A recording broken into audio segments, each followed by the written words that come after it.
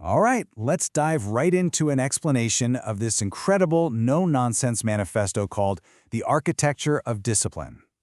We're looking at a text today that really cuts straight to the core of human behavior. It basically hits us with a super blunt question. Are you building a structure of resilience in your day-to-day life or a structure of fragility? So let's unpack the logic behind this source and figure out exactly how to map out a truly disciplined life. The text hooks us right away with a really bold claim. It points out one single, universal reason why most of us stay stuck in a state of weakness.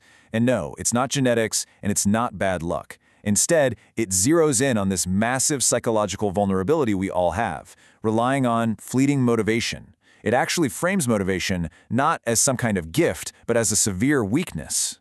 So Section 1, the trap of motivation.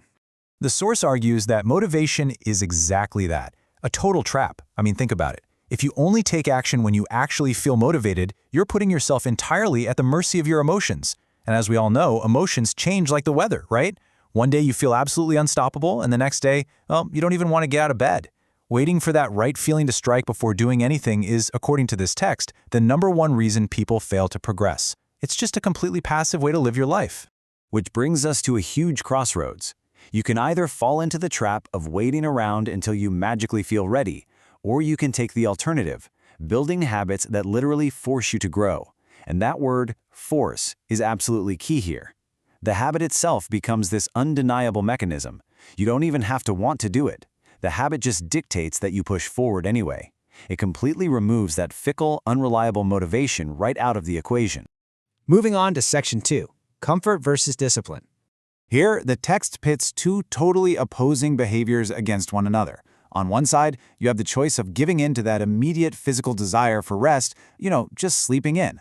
But on the other side, there's the proactive, conscious sacrifice of physical comfort, waking up early and actively training the mind. It's making a very deliberate choice for mental fortification over just momentary ease.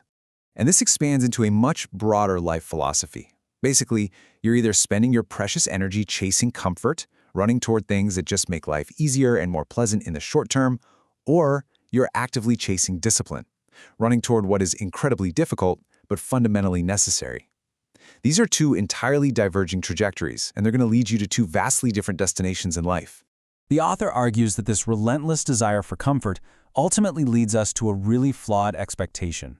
We end up wanting the final results without being willing to make the necessary sacrifices. It's kind of the ultimate hypocrisy, really, desiring all the strength and success waiting at the top of the stairs, but completely refusing to take those uncomfortable steps required to actually get up there. All right, Section 3, the power of daily habits. Here's the profound, incredibly simple truth at the very core of this text. Your future is created by what you do every single day. It completely dismantles that whole idea that our lives are shaped by sudden, massive bursts of inspiration. No, your future is really nothing more than the relentless, sometimes mundane repetition of daily actions. Just look at how this progression of profound change works. It starts off incredibly small, just one habit, but then you add the crucial multiplier, repeating it daily. And the result? It sparks this massive chain reaction that can literally transform your body, your mindset, and your entire life. If you can master the absolute smallest unit of your behavior, you gain mastery over your entire existence. And this right here is the grand divide. The text points out that a fundamental lack of understanding about the power of these tiny daily actions is exactly why most people never change. They're always out there looking for some giant leap.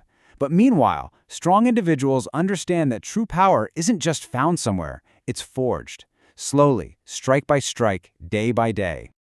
Okay, bringing us to Section 4, discipline is freedom. Now this is the ultimate paradigm shift. Usually, we tend to view discipline as a restriction, right? Like some sort of self-inflicted punishment where we just constantly deny ourselves what we want. But the text completely flips this on its head. It demands that we start recognizing discipline as the ultimate source of freedom.